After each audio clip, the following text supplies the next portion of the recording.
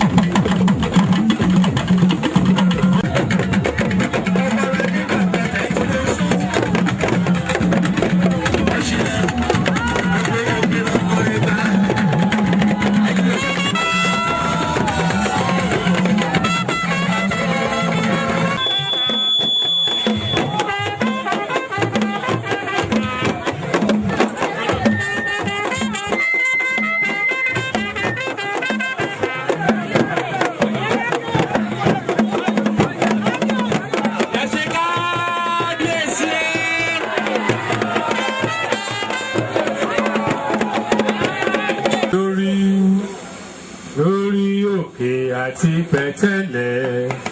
níbẹ̀ la gbé bí mi o níbẹ̀ la gbé tọ́ mi dàgbà o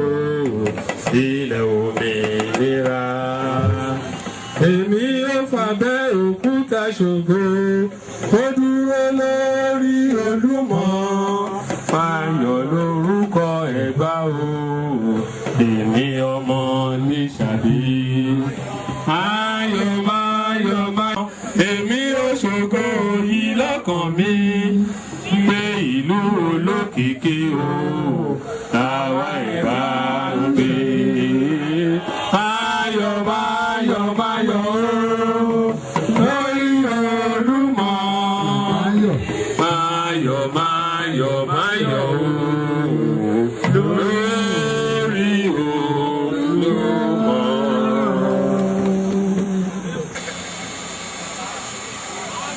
Address by the royal family of Oba Alake Lupo Mosuleka, Your Excellency, Senator Ogunbona Amosu, CON FCA, of the Royal Majesty, Oba Adedotun Aremu Gbadebo, CFR, Okukeno the fourth, the Alake and paramount ruler of Egba land, Royal Majesty, Oba Dr. Adedotun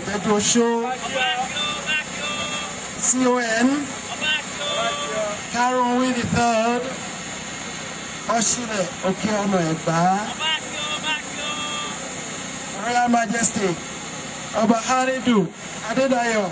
Landoko NFR, Sobekun the third, Agura of Bagura, Royal Majesty,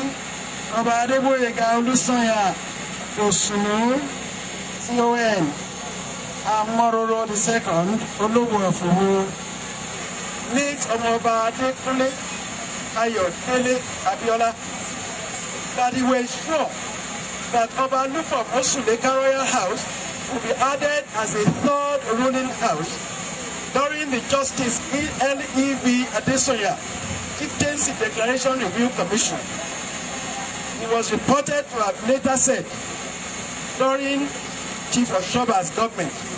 that the two contestant royal houses of Oba Lupo Mosuleka and Oba Nelu Erigi should be merged to form the third ruling house.